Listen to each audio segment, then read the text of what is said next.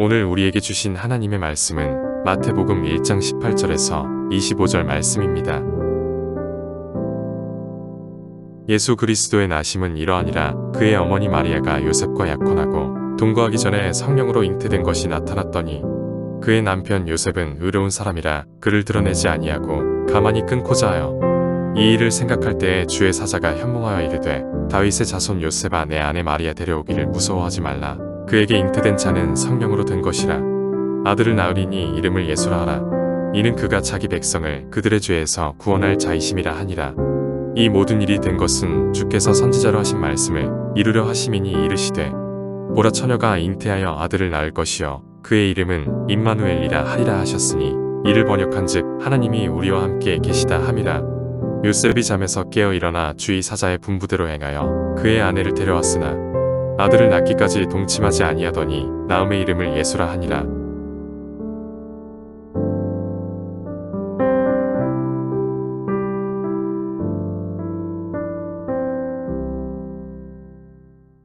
성탄의 계절을 맞이하여 우리 세 번에 걸쳐서 오늘 그리고 성탄절 그리고 다음 주까지 마태복음 1장과 2장을 중심으로 오늘은 첫 번째 시간으로 아들의 이름 예수 임마누엘이라는 제목으로 하나님의 말씀을 전할까 합니다. 본문은 예수님의 출생을 앞둔 요셉을 향한 그 하나님의 메시지입니다. 왜 요셉에게 주의 사자가 나타났는가? 요셉과 마리아는 약혼하고 결혼하지 않은 상태였습니다. 당시 유대 사회에서는 일반적으로 1년 정도, 결혼을 앞둔 1년 전쯤에 이 약혼을 합니다. 그리고 이 깊은 관계를 이어가요. 유대 사회에서의 약혼은 우리나라와는 조금 다릅니다. 우리는 약혼했다가 헤어져도 큰 문제가 되지 않지만 유대 사회에서 약혼은요, 거의 결혼과 맞먹는 법적인 구속력이 있습니다. 그래서 다른 성경을 보시면 약혼이라고 쓰여 있기도 하고 다른 한결 성경에는 정혼이라고 쓰여 있는 성경들도 있습니다. 조금 더 센 의미를 담고 있는 것이죠. 일단 약혼하면요, 그때부터 이미 법적으로 부부입니다. 그리고 육체적인 관계만 하지 않을 뿐 모든 것들이 부부와 같게 여겨집니다. 이 약혼을, 유대사회 약혼을 끝내는 방법은 두 가지입니다. 이혼해야 돼요, 약혼도. 그리고 둘 중에 한 명이 죽으면 됩니다. 그러니까 실제로 거의 어렵다는 것을 우리는 알게 됩니다. 심지어 이 신명기 말씀을 보면 이 기간 중에 여자가 부정한 것이 드러나면 돌로 쳐서 죽여도 됩니다. 그러니까 실제로 결혼과 거의 똑같다, 이렇게 볼 수 있겠죠. 그런데 문제가 있습니다. 본문 18절을 보시면 요셉이 마리아가 임신한 것을 알게 됩니다. 배가 나왔을 수도 있고 또 마리아가 어떤 이야기들을 했을 수도 있으리라 생각합니다. 요셉이 고민에 빠져요. 약혼한 남자로서는 상당히 불쾌한 일입니다. 망신을 줄 수도 있고 또 악한 감정을 품었다면 이 여자의 생명을 위협할 수도 있을 그러한 상황이지만 요셉은 의로운 사람입니다. 그래서 이 문제를 크게 일으키지 않고 이 결혼을 좀 정리해야 되겠다, 이런 생각을 하고 있었죠. 이때 주의 사자가 찾아옵니다. 마리아와 결혼을 무서워하지 말라. 그녀를 데려오라고 합니다. 마리아가 아이를 가진 것은 사람의 방법이 아니라 성령으로 잉태된 것이라는 참으로 믿기 어렵고 힘든 말씀을 요셉에게 전해주는 것이죠. 오늘 하나님의 말씀은 이 하나님의 아들, 이 성령으로 잉태된 그 아이가 어떤 아이인지를 우리에게 알려줍니다. 특별히 이 아이에게 두 가지 이름을 알려주는 것을 통해 이 아이의 정체성을 우리에게 밝힙니다. 먼저 본문 21절 말씀을 우리가 한번 같이 읽어볼까요? 함께 읽겠습니다. 시작. 이는 그가 자기 백성을 그들의 죄에서 구원할 자이심이라 하니라. 성경에서는 이름이 굉장히 중요합니다. 한 사람의 인격이 그리고 인생이 이름을 통해 좌지우지되는 경우가 많죠. 우리가 이전에 보았던 베드로, 반석이라는 그의 이름이 그리했고 또 야곱, 속이는 자, 그의 이름도 그 이름처럼 인생이 진행되는 것을 볼 수 있었습니다. 오늘 이 아들, 하나님의 아들의 첫 번째 이름 예수라는 이름은 이 히브리어로 말하면 여호수아의 헬라형 버전입니다. 이름의 뜻은 여호와가 구원하신다. 오늘도 여호와가 자기 백성을 구원하신다. 어디에서요? 죄에서 구원하신다. 예수님께서 이 땅에 오심은 자기 백성을 죄에서 구원하기 위함입니다. 그래서요, 예수님이 사역을 시작하실 때 첫 번째 메시지가 이거죠. 회개하라, 천국이 가까이 왔다.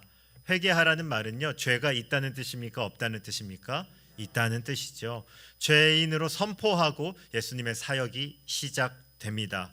이처럼 예수님이 이 땅에 오신 중요한 이유는 그의 이름 뜻과 그대로 죄의 문제를 해결하기 위해서입니다. 그렇다면 오늘 먼저 우리가 좀 생각할 것은 이겁니다. 성도님들께서는 죄 그러면 어떤 말을 떠올리십니까? 옆에 분을 보면서 죄인이라고 생각하십니까? 이게 좀 부담스럽죠. 죄인, 죄가 있다 이런 말들을 할 때 우리는 거리낌을 가지게 됩니다. 왜냐하면 우리는 종종 이 죄를 어떤 행위로만 이해해요.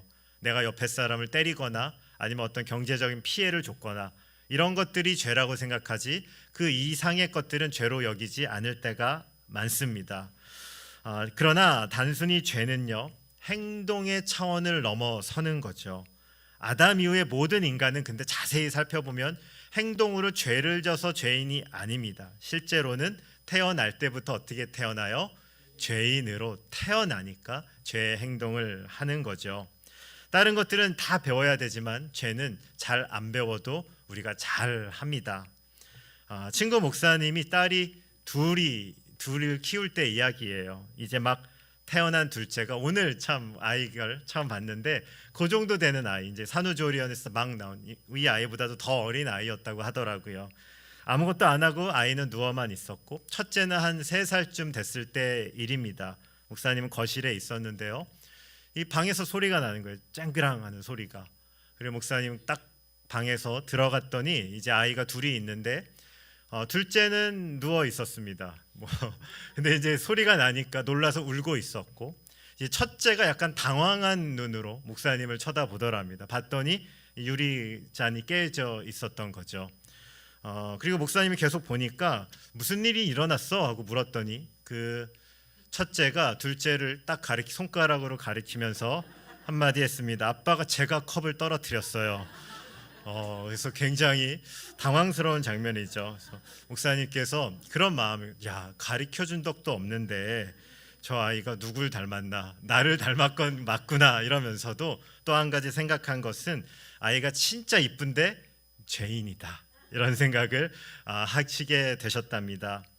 참 신비합니다. 세상에 있는 많은 것들은 배우려면 힘들어요. 공부도 힘들고요. 어떤 기술을 배우려면요, 열심히 배워도 힘들고, 또 운동할 때 어떤 자세도요, 열심히 배워도 또 금세 틀어집니다. 그런데 잘 안 배워도 잘하는 것이 있습니다. 뭘 잘합니까? 죄는 잘 짓습니다. 우리는 태어나면서부터 이미 범죄학 박사 학위 다 갖고 태어난 존재죠. 참 신비해요. 아무리 안 가르쳐줘도 금세 배우고, 옆에 사람이 배웠다고 하는데 이게 옆 친구를 잘못 만난 건지 그냥 내가 타고난 건지 헷갈릴 때도 많습니다. 그만큼 죄는 우리 안에 익숙한 거죠. 그러면 왜 이 죄는요, 행위를 넘어서는가? 이것은 왜 우리 마음 안에 있는 것인가? 이건 죄가 시작됐던 장면을 보면 잘 알 수 있습니다. 창세기 3장 1절부터 5절 말씀을 제가 한번 읽어보겠습니다. 그런데 뱀은 여호와 하나님이 지으신 들짐승 중에 가장 간교하니라. 뱀이 여자에게 물어 이르되 하나님이 참으로 너희에게 동산 모든 나무의 열매를 먹지 말라 하시더냐. 여자가 뱀에게 말하되 동산 나무의 열매를 우리가 먹을 수 있으나 동산 중앙에 있는 나무의 열매는 하나님 말씀에 너희는 먹지도 말고 만지지도 말라, 너희가 죽을까 하노라 하셨느니라. 뱀이 여자에게 이르되 너희가 결코 죽지 아니하리라. 너희가 그것을 먹는 날에는 너희 눈이 밝아져 하나님과 같이 되어 선악을 알 줄 하나님이 아심이니라. 아멘. 뱀이 참 간교합니다. 사실 하나님의 이 말씀은요, 선악과 먹지 말라는 말씀은 아담이 들었습니까? 하와가 들었습니까? 아담이 들었죠. 뱀은 누구에게 찾아갔죠? 하와에게 찾아갔습니다. 하나님의 말씀을 직접 들은 자가 아니고요, 전에 들었을 말씀을 좀 희미하게 모를 것 같은 그 더 공략하기 쉬운 사람을 찾아간 거죠. 그리고 이렇게 질문합니다. 하나님이 참으로 모든 열매를 먹지 말라 하시더냐?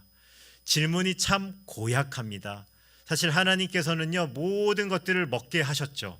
그리고 오직 선악과만 먹지 않도록 하셨습니다. 근데 질문을 살짝 비틀면서 하나님을 굉장히 나쁜 분으로 만들어 버려요. 하나님이 다 하지 말라 그랬어? 이런 식으로 하나님을 오해하게 만듭니다. 사단은요, 지금 하나님의 성품을 의심하게 만드는 거예요. 이게 참 어려운 겁니다. 그 사람의 성품을 의심하는 걸로 죄가 시작되는 거죠. 그리고 결정적인 유혹을 던집니다. 그거 먹어도 결코 죽지 않는다. 그리고 그 열매를 먹으면 눈이 밝아져 너희가 누구처럼 된다? 하나님처럼 될 거야. 이게 최초의 범죄의 유혹입니다. 선악과 먹으면 너 누구 없이도 살 수 있어? 하나님 없이도 살 수 있어. 사실 선악과가 작은 일이 아닙니다. 어떤 분들은 목사님, 하나님 너무 엄하시네요. 과일 하나 따먹었을 뿐인데 이렇게 말씀하시는데요. 그게 아닙니다. 이 안의 본질을 보십시오. 선악과를 먹으면 너 하나님처럼 될 거야. 이 말, 하나님 제 삶에서 나가주세요. 제 삶은 제 것이거든요 라는 것을 선포하는 겁니다. 아담과 하와에게 선악과를 먹는 것은 하나님으로부터의 독립입니다. 단순히 과일을 먹은 게 아니라 마음 중심과 행동으로 하나님을 떠나기로 결심하고 열매 맺은 겁니다. 이것이 바로 열매 맺은 것이 선악과에서 드러난 것이죠. 이러한 죄는요, 두 가지 결과를 가져오게 됩니다. 첫 번째는요, 죄의 책임을 우리가 갖게 됩니다. 아담 이후 모든 인간은요, 죄의 결과 가운데 눌려서 삽니다. 창세기 2장 17절에 하나님 이렇게 말씀하시죠. 선악을 알게 하는 나무의 열매를 먹지 말라. 내가 먹는 날에는 반드시 죽으리라. 죽으리라. 죄에는요, 책임이 있습니다. 죽음이라는 책임이 죄에게서 따르게 되죠.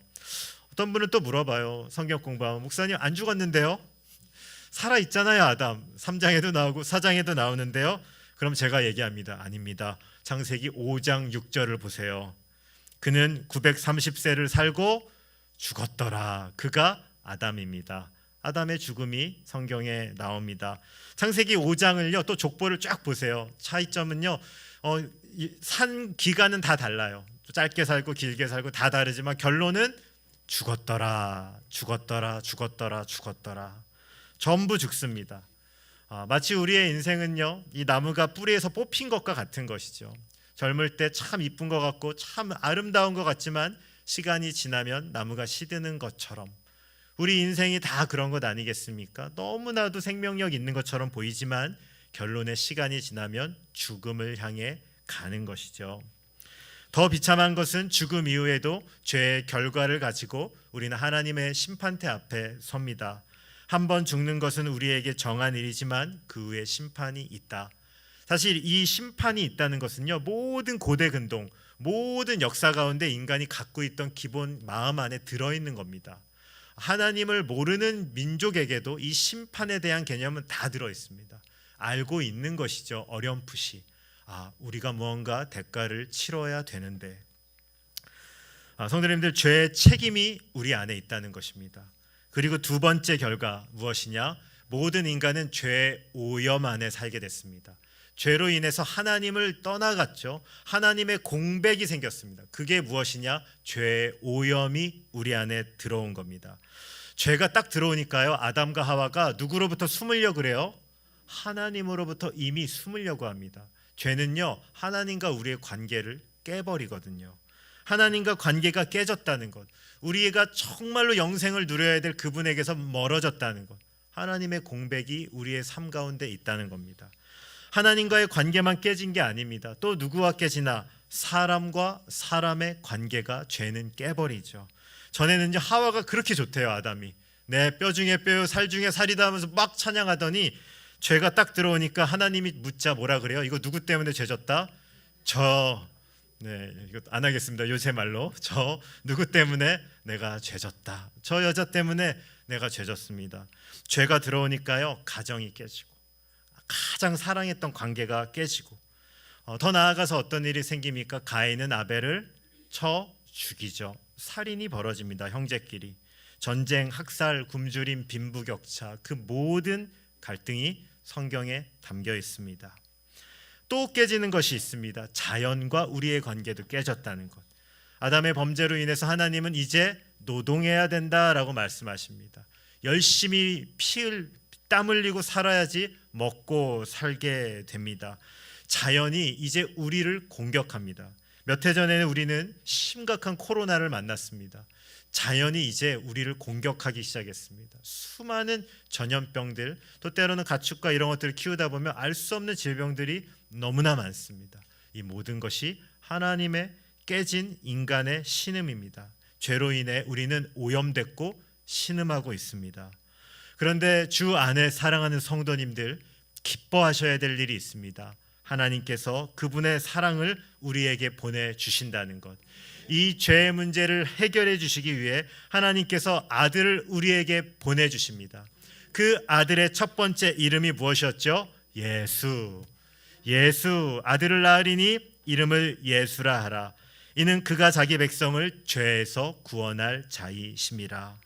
예수님이란 이름의 뜻과 같이 하나님께서 이 아들을 우리에게 주심으로 우리가 갖고 있던 첫 번째 문제, 죄의 책임에서 우리를 다루기 시작하십니다. 예수님의 생명을 우리에게 주시죠. 로마서 3장 23절과 24절 말씀을 제가 읽어보겠습니다. 모든 사람이 죄를 범하였음에 하나님의 영광에 이르지 못하더니 그리스도 예수 안에 있는 속량으로 말미암아 하나님의 은혜로 값없이 의롭다 하심을 얻은 자 되었느니라. 아멘. 모든 사람이 이미 죄인입니다. 죄의 값은 정말로 생명을 드려야 되는 것이죠. 그런데 하나님께서는 예수님을 우리 가운데 보내주시고 그분을 십자가에 달아 죽이심으로 우리의 죄의 값을 지불해 주십니다. 우리가 죽어야 되는 그 자리에 예수님이 대신 죽으십니다. 우리가 예수님을 믿을 때 알건 모르건 이 놀라운 일이 우리 안에 이루어지는 것이죠. 어떤 분이 또 이렇게 물어봐요. 아니 목사님, 근데 예수님 믿고 믿기로 결심하고 또 죄지면 어떻게 해요? 그럼 또 심판받는 거 아닌가요? 우스운 질문이 아니라 굉장히 심각한 질문이죠. 예수님 믿고 예배하고 회개했는데 돌아가는 길에 작은 죄 짓고 사고 나서 죽으면 어떻게 되는 거죠? 라고 묻는 분들도 있습니다. 오늘은 예수님의 이 십자가 사역을 잘 설명하는 단어가 이 로마서 3장 24절에 있습니다. 그리스도 예수 안에 있는 속량으로 이렇게 되어 있습니다. 성도님들, 이 속량이 무엇인가? 설교를 준비하면서 네이버에 제가 속량을 쳤더니 한국 민족 문화 대백과 사전이 떴습니다. 속량에 대해서 이렇게 설명합니다. 조선시대 노비에게 대가를 받고 그들의 신분을 풀어주어 양인이 되게 하는 제도, 이게 조선시대 속량이란 제도였습니다. 성도님들, 속량은요 일일이 죗값을 치러주는 게 아니고요, 근본적으로 신분의 변화를 일으키는 걸 말할 때 속량이라고 말합니다.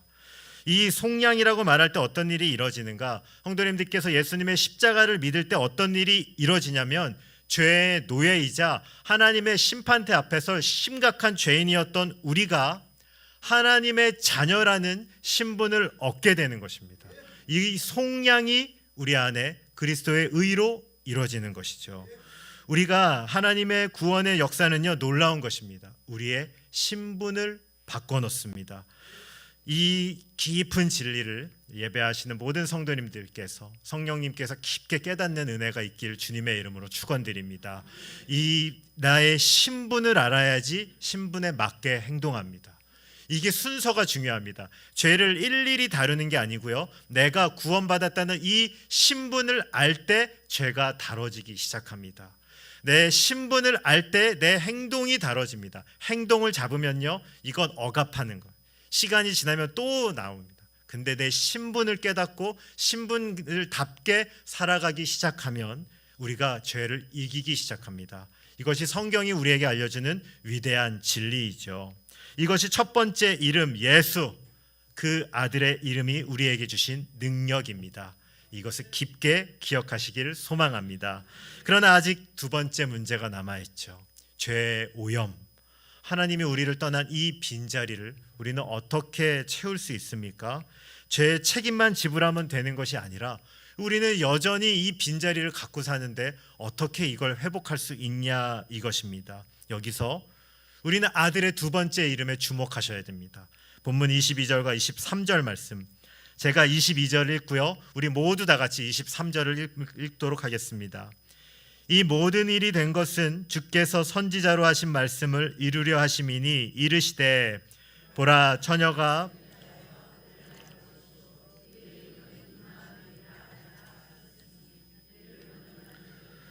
우리와 함께 계시다 함이라. 아멘. 처녀가 잉태하여 아들을 낳을 것이다. 이것은 이사야 7장 말씀을 오늘 인용하는 것입니다. 한 가지 문제가 있습니다. 예수님은 실제로 생애 가운데 임마누엘이라는 이름으로 불린 적이 없습니다. 그런데 왜 이것을 예수님의 이름이라고 알려주는가? 이것은 예수님의 호칭이라기보다는 예수님의 이 생애의 역할로 보는 것입니다. 예수님이 이 땅에 오셔서 33년을 사시고 그리고 십자가에 달리신 그 모든 생애가 임마누엘이라고 말할 수 있습니다. 어떤 뜻이에요? 우리와 함께 하시는 하나님, 그분이 이 땅에 오셨다. 하나님의 시간이 돼서 그 아들이 이 땅에 오셨다는 겁니다. 예수님께서 십자가에 죽으심으로 죄의 문제만 해결해 주신 게 아니라 실은 모든 인간이 근본적으로 갖고 있는 문제, 하나님의 빈자리를 이제 그분이 역사 가운데 오심으로 우리와 함께 하시며 채우기 시작하십니다. 하나님은 아십니다. 우리는요 구제불능이에요. 내가 뭐 하나 이 성경 말씀 하나 안다고 근본적으로 변할 수 없는 존재임을 하나님은 아십니다. 그래서 그분의 치유 방식이 우리와 함께 하심입니다. 청소년 사역을 할 때 참 힘든 것이 아이들이 잘 안 바뀐다는 것입니다. 어떤 아이들이 잘 안 바뀌냐면 예배에서 은혜도 받고요, 수련회 가서 회심도 하고요, 막 눈물도 흘리고요, 같이 뜨겁게 기도하는데 집으로 돌아가면, 특별히 그 부모님들이 안 믿는 집 혹은 믿지만 하나님에 대해 관심이 없는 집으로 들어가면 아이들이 6일 동안 어두운 곳에 지내게 됩니다. 세상 말로 경쟁 가운데 6일 살아요. 중고등학생들 마음이 너무너무 얼어붙어서 다시 돌아오는 거죠. 6일 동안 너무너무 얼어붙어서 하루를 만납니다. 1시간, 제가 깨달은 게 있어요. 1시간 예배, 물론 하나님 역사하시지만 더 많은 시간이 필요하겠구나. 더 많이 만날 수밖에 없었습니다. 더 많이 교제할 수밖에 없었습니다. 그리고 성경을 더 많이 읽히는 방법들 알려줄 수밖에 없었습니다. 1시간 너무 부족하구나. 그걸 제가 알게 됐죠. 너무 더 많이 만나야 되는, 인격적인 만남이 필요하다는 것을 사역하며 알게 됩니다.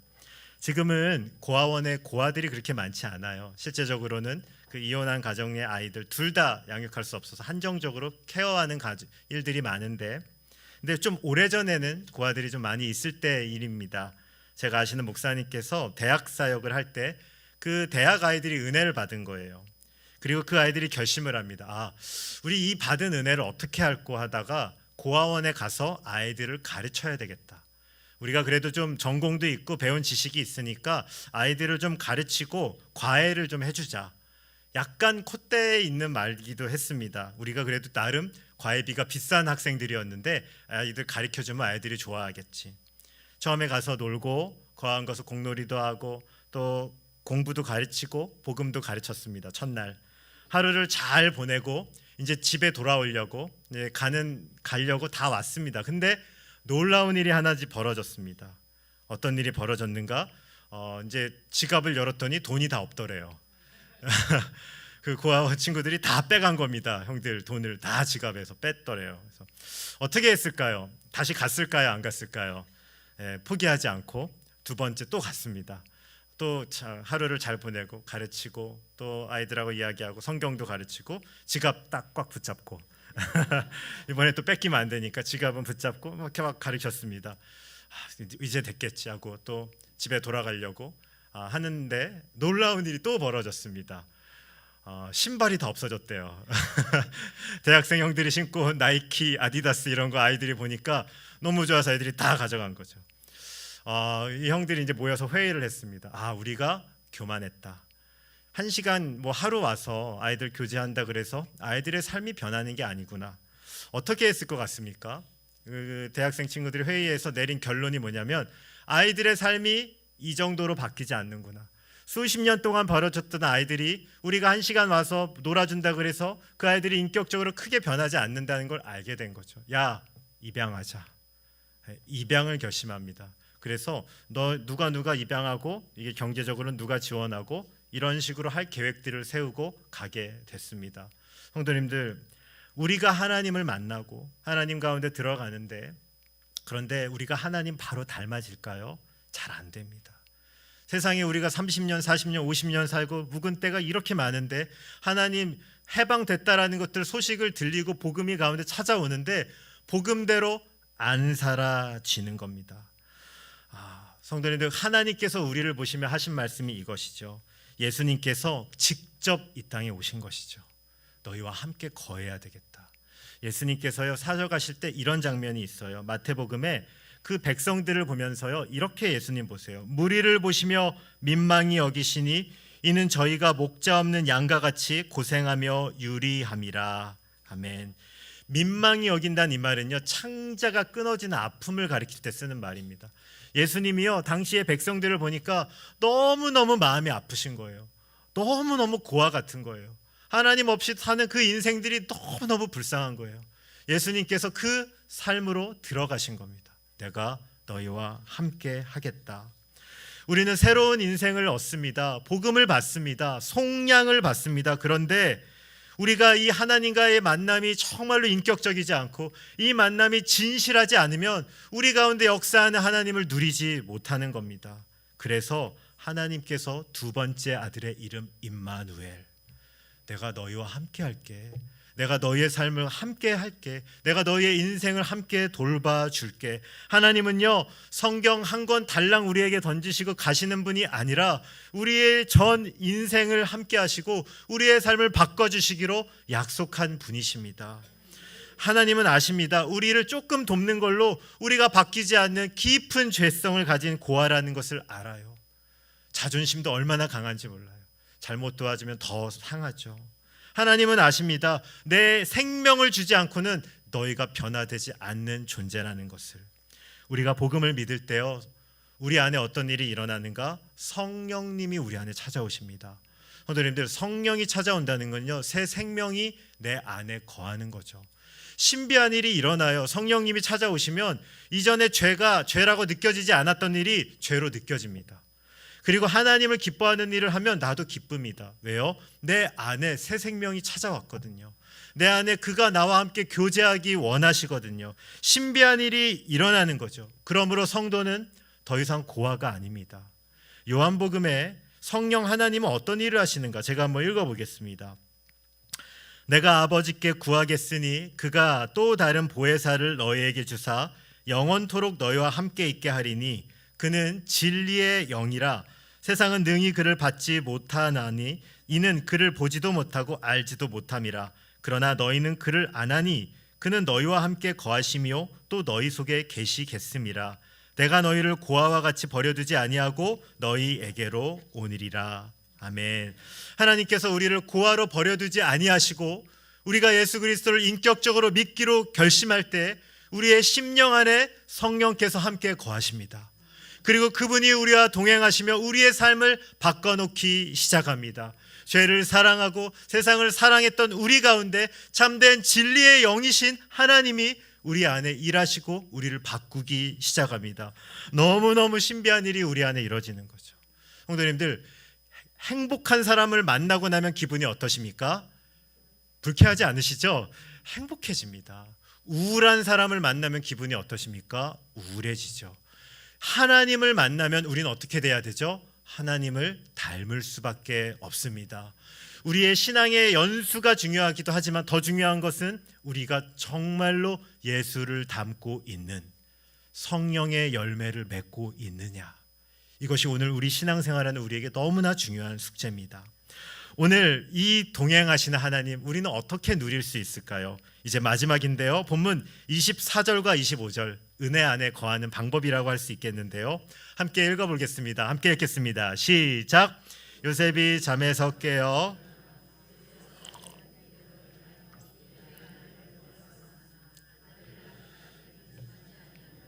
나음의 이름을 예수라 하니라. 아멘. 인간적으로 볼 때 요셉의 결혼은 참 아름답지 않아요. 결혼도 하지 않은 여인이 배가 불렀습니다.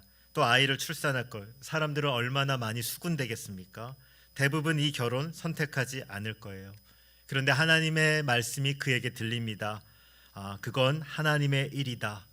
그 결혼하라는 거죠. 요셉은 순종으로 이 결혼을 진행합니다. 그리고 출산 전까지 동침하지 않으므로 거룩함을 지킵니다. 성도님들 한번 생각해 보셨습니까? 요셉은요, 순종을 통해 우리에게 임하신 성육신 임마누엘의 하나님을 가장 가까이에서 경험하는 신비를 그의 삶에 체험하게 됩니다. 성도님들, 순종을 통해 요셉은 함께 하시는 하나님을 누리고 만나게 되죠. 정말로 이것이 우리 가운데 도전하는 말씀입니다. 때로는 내 마음에 들지 않을지라도, 때로는 내 계획이 아닐지라도 하나님의 말씀이 우리의 삶 가운데 들려지신다면 우리 순종으로 그 길을 택함으로 하나님의 임재, 우리와 함께 하시는 하나님을 누구보다 깊게 경험하시는 저와 여러분 되시길 주님의 이름으로 축원드립니다. 이제 오늘 말씀을 정리합니다. 성탄을 준비하며 오늘 하나님 아들의 두 가지 이름을 살펴보았습니다. 첫 번째 이름 예수. 이 이름은 자기 백성을 죄에서 구원할 자. 죄로 인해 깨어져 있던 죄값을 치러야 될 우리를 향한 하나님의 깊은 뜻이 이 십자가에서 이루어졌다는 것. 성도님들, 이 사실을 믿는 우리는 속량이 이루어졌다는 것. 더 이상 죄로 인해 내 신분으로 인해 고민하지 마십시오. 그거는 이단이 하는 것입니다. 우리는요, 이 십자가 능력 아래 성도님들은 하나님의 자녀이십니다. 믿으십니까? 너무너무 놀라운 것이죠. 신분이 바뀌었습니다. 이제 우리가 해야 될 일은 이 자녀처럼 사는 법을 배우는 거죠. 자녀처럼 사는 법을 배우는 길은 어디에 있습니까? 아들의 두 번째 이름 임마누엘, 우리와 동행하시는 하나님, 그분과 동행하며 우리가 자녀됨을 배워가는 겁니다. 아무리 자녀라 그래도요, 혼자 살면 세상의 타성에 젖어 살게 됩니다. 아버지를 만나고 아버지를 누리며 자녀는 자녀답게 변화됩니다. 오늘 요셉은 하나님의 말씀을 다 이해할 수는 없었지만 그러나 순종함으로 그의 가운데 임하신 임마누엘의 하나님을 경험하게 됩니다. 오늘 주 안에 사랑하는 성만의 모든 성도님들, 때로는 우리의 삶이 참 힘들고 고달프고 어려울지라도 하나님의 음성이 들리신다면 마음을 완고하게 먹지 마십시오. 완고하다는 말은 단단하단 말입니다. 마음을 단단하게 하지 말고 하나님의 음성을 들으십시오. 그것이 우리의 신앙의 핵심입니다. 작은 뜻이라도 그분의 뜻 가운데 순종하는 삶, 그것을 통해 우리와 함께 동행하시는 임마누엘의 하나님을 이전보다 더 깊게 경험하시는 저와 여러분 되시길 주님의 이름으로 축원드립니다.